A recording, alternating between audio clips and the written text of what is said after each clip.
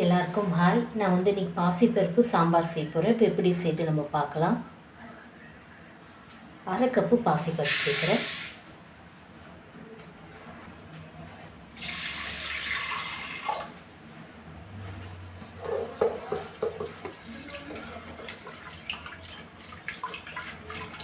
மூணு தக்காளி கட் பண்ணி வச்சுருக்கேன், சேர்த்துக்கிறேன்.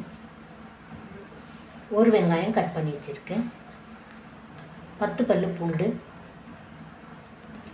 4 பச்சை மிளகாய், 1/4 டீஸ்பூன் மஞ்சள் தூள், 2 கப்பு தண்ணி சேர்க்குறேன். ஒரு வாட்டி மிக்ஸ் பண்ணி வச்சுக்கலாம். அவ்வளோதான், நம்ம வேக வச்சு எடுத்துக்கலாம். அவ்வளோதான். நான் மீடியம் ஃப்ளேமில் 4 விசில் விட்டேன்.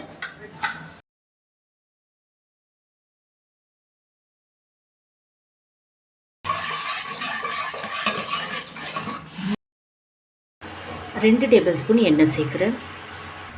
1/2 டீஸ்பூன் கடுகு, 1/2 டீஸ்பூன் சீரகம், 1/4 டீஸ்பூன் பெருங்காயத்தூள் சேர்க்குறேன். 2 காஞ்ச மிளகாய், பாதி வெங்காயம் கட் பண்ணி வச்சுருக்கேன் சேர்க்குறேன். கொஞ்சமாக கருவேப்பிலை. வெங்காயம் நல்லா வதங்கி வரட்டும்.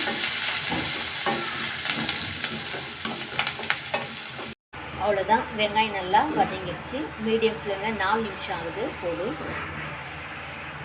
பருப்பு உள்ள சேர்த்துடலாம்.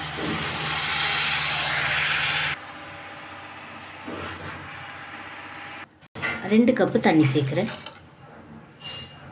1/2 டீஸ்பூன் மிளகாய்த்தூள் சேர்க்குறேன். தேவையான அளவு உப்பு சேர்த்துடலாம்.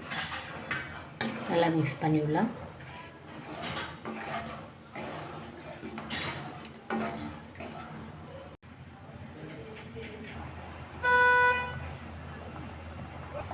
அவ்வளோதான், கொத்தமல்லி சேர்க்குறேன்.